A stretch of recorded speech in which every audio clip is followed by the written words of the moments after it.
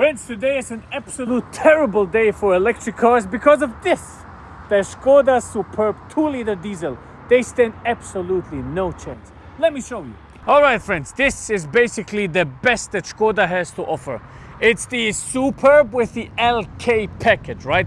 The premium upholstery in the interior, the premium exterior, the matrix LED lights, with a starting price of a whopping 63,000 Swiss francs. It's not really a cheap car. However, I can tell you one thing. This might be the best daily driver you could ever have. I really mean it. I love the way this ŠKODA drives, and I also love the way it looks. But today we're here for something else. Here we're focusing on the fuel consumption, because real world always looks different than what they claim. Let me show you the engine. My dear friends, good old 2-liter diesel. Look at that. Come on. No hybrid, no nothing. Engine, turbocharger, battery, everything on one place, believe it or not. 193 horsepower, 400 newton meters of torque, 0 to 100 time in 7.6 seconds, and they claim a fuel consumption of around 5.3 liters WLTP to 6.2 liters. Now, I have checked another page. Most of them say, yeah, it's going to use around 7 liters, but here in Switzerland, I think we will have a pretty decent fuel economy. I'm keen to find out.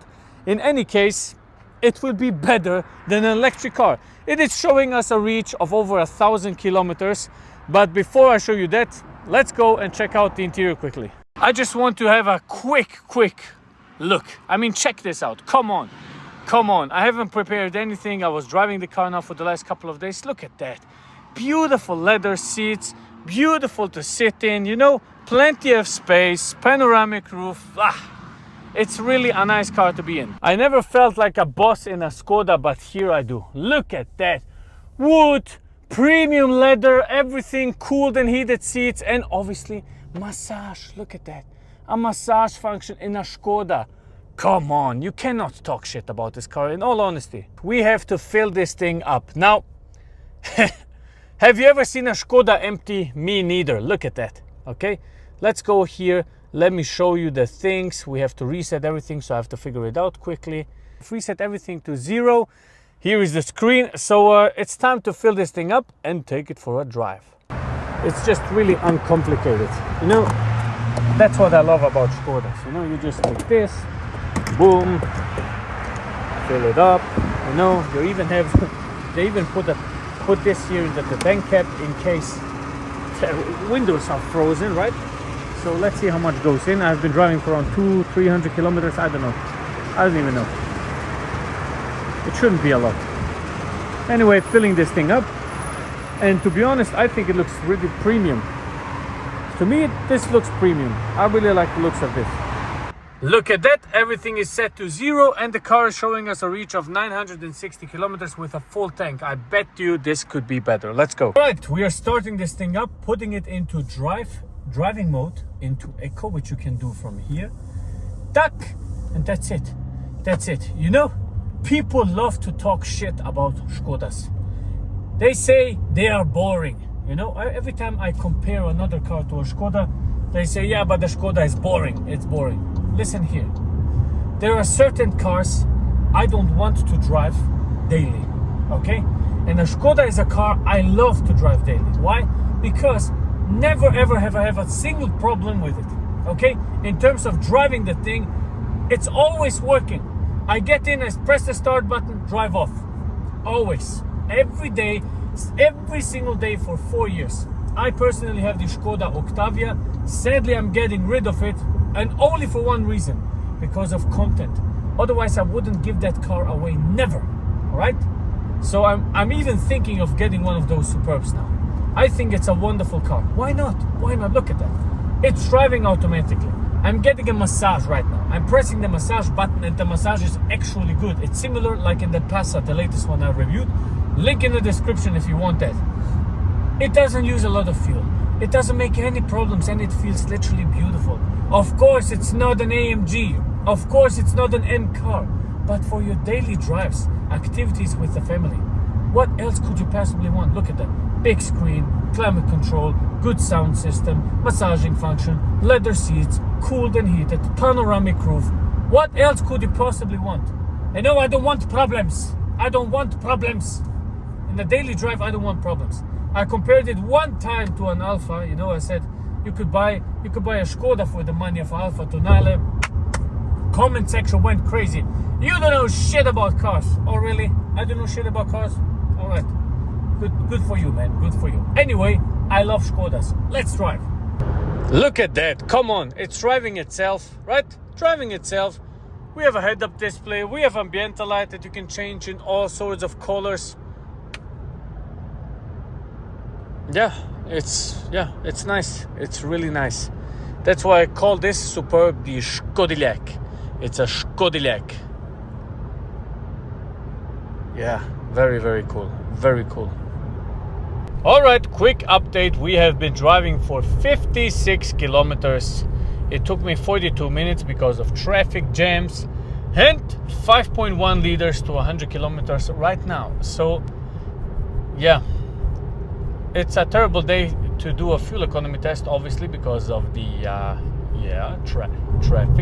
traffic. But the Skoda is doing its job, and I'm getting massaged. A relaxing massage. I'm getting massaged.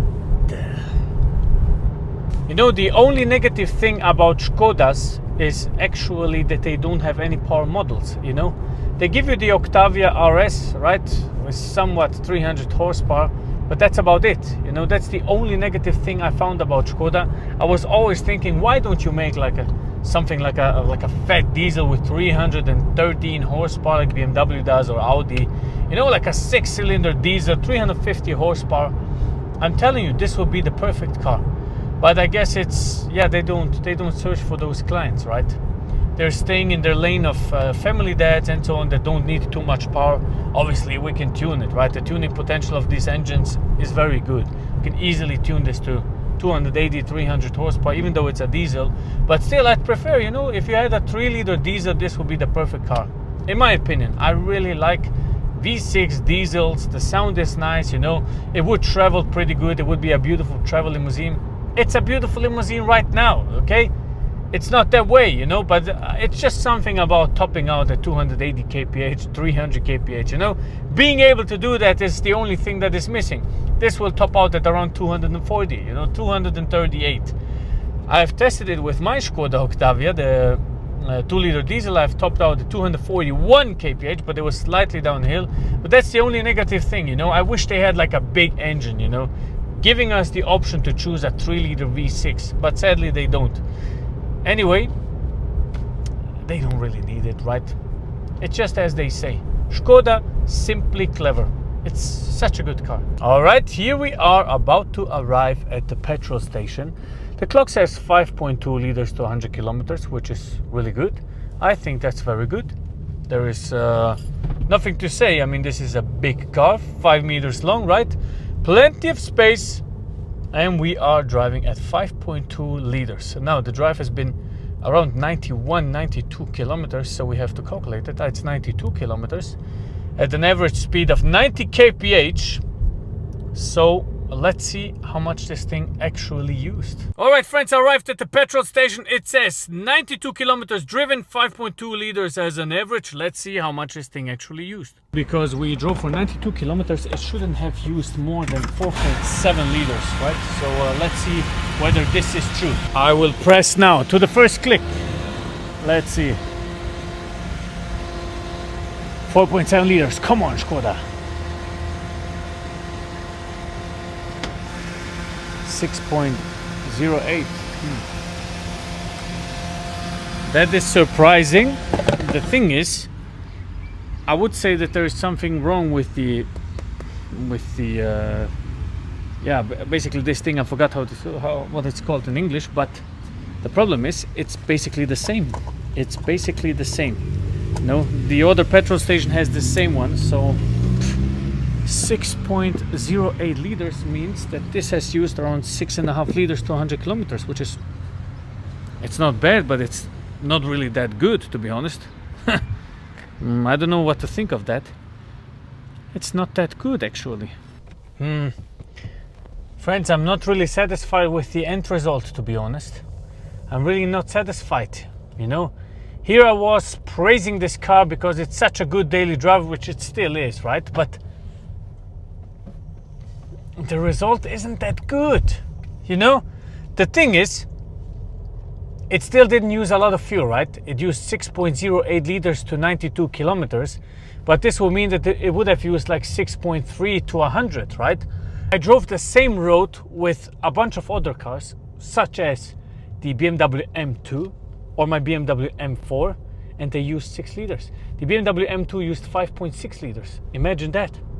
Same road, same conditions, a little bit of traffic, always the same shit. So I'm not really satisfied. I'm not really happy about the result. It's to be honest, it's pissing me off a little bit because it says 5.2 liters and I expected to put in 4.7, but it used 1.3 more. So that's not that good, Skoda. That's really not that good. I don't like the result.